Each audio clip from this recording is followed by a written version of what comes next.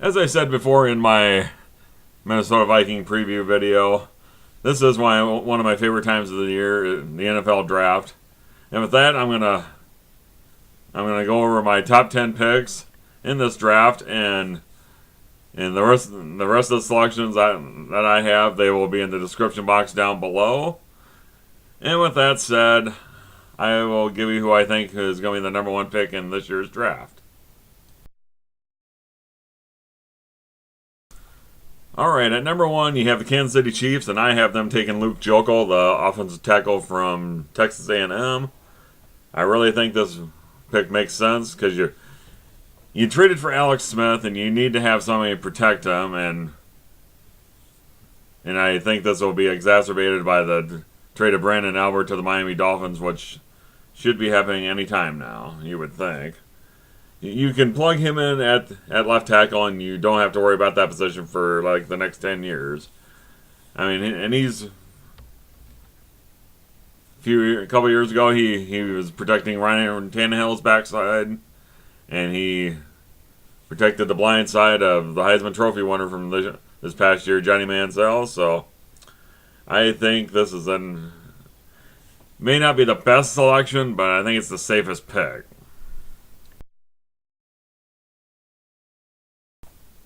Alright, the number 2 pick in the draft goes to the Jacksonville Jaguars. And this team has holes everywhere. They're not like the Chiefs, where the Chiefs actually have talent, some talent on that team. But the Jaguars, not so much. If there were a quarterback that was worth taking at this spot, they would probably do it, because Blaine Gabbert. But anyway, I have them taking Eric Fisher, the offensive tackle from Central Michigan. I mean, like I said, this team is pretty devoid of talent outside of like Justin Blackmon, and Maurice Jones-Drew, but this team needs to start somewhere, and you might as well start on your lines. So hell, you have an offensive tackle, you can just plug him in at left tackle, and you should be good to go, just like you would with Luke Joeckel at number 1.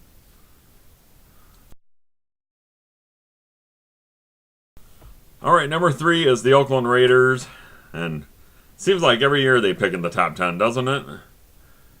And you know what? If Al Davis were alive, I would seriously think that they would take Geno Smith at this spot. Just because that would be just something that they would do. Not to rip on the Raiders too much, but as far as who I think they'll really take, I think they'll take Sharrif Floyd out of the defensive tackle out of Florida. If nothing else, this will fill a huge need in the middle of their defensive line with the departure of Richard Seymour, and I think you talk about guys that have a high motor, he has that. So I think he would be a big addition to their defense, and it would help them immensely.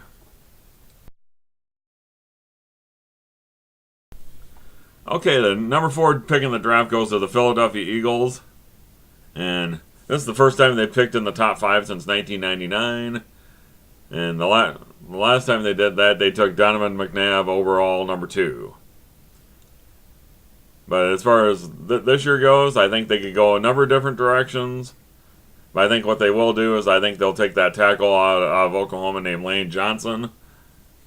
Because Michael Vick needs protection, or whoever's going to be the quarterback. It could be Nick Foles too. But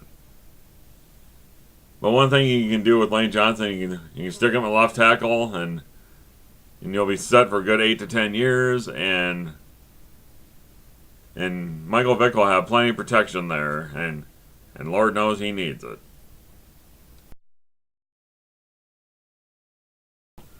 Alright, the number 5 pick in this year's draft goes to the Detroit Lions, and with that pick, I believe they will take Ziggy Ansah, the defensive end out of BYU.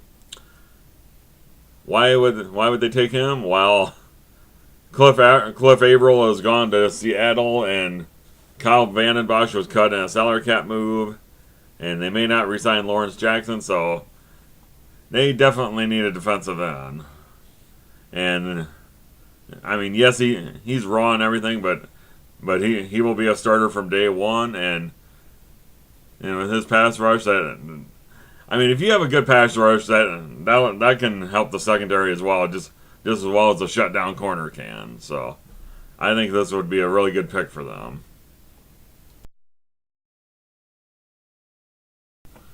All right, drafting number 6 overall this year is the Cleveland Browns, and with this pick, I think they will take Geno Smith out of West Virginia. Now, you're probably wondering why I would say Geno Smith. Well, you have a new general manager in place in Cleveland, and they're probably going to want their own quarterback.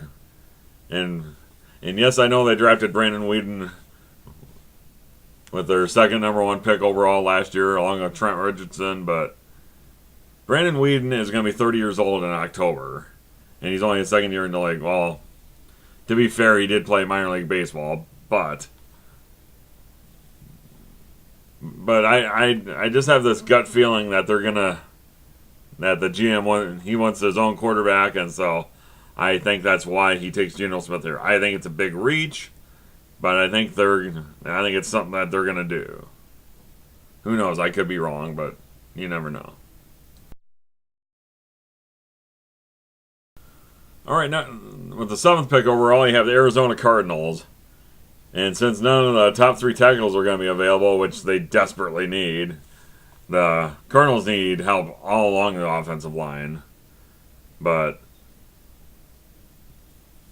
DJ Fluker would be too much. He would be too much of a reach at this point in the draft. But I have them taking Deion Jordan, the outside linebacker out of Oregon. I almost put him at number 2 with Jacksonville, but because I think he is going to be that good. And there's one thing about him: he can either play outside linebacker, or he could play defensive end. I mean, he's kind of, you never want to say he's like a tweener type, but I think that's kind of what he is here. But he would help that defense in a big way.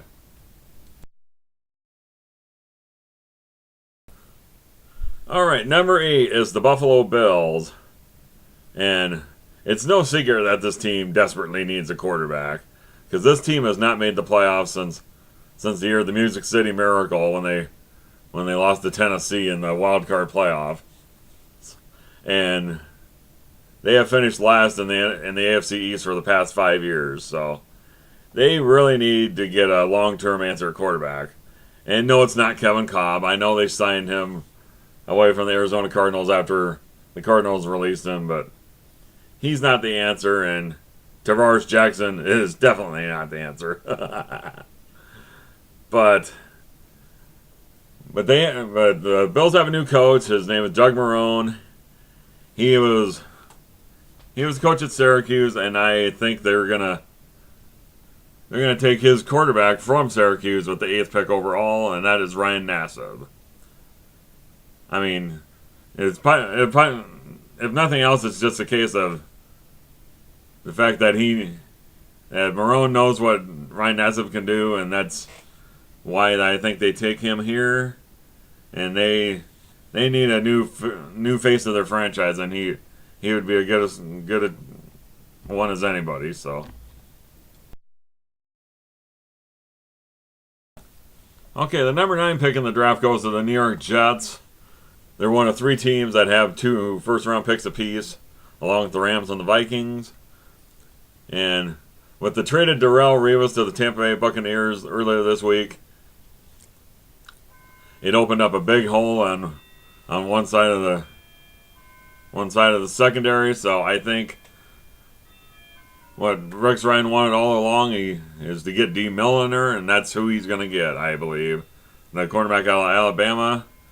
He has the potential to be a shutdown corner, which is what Darrelle Revis is. So I think you can punch him in there, and he will be a day 1 starter. So.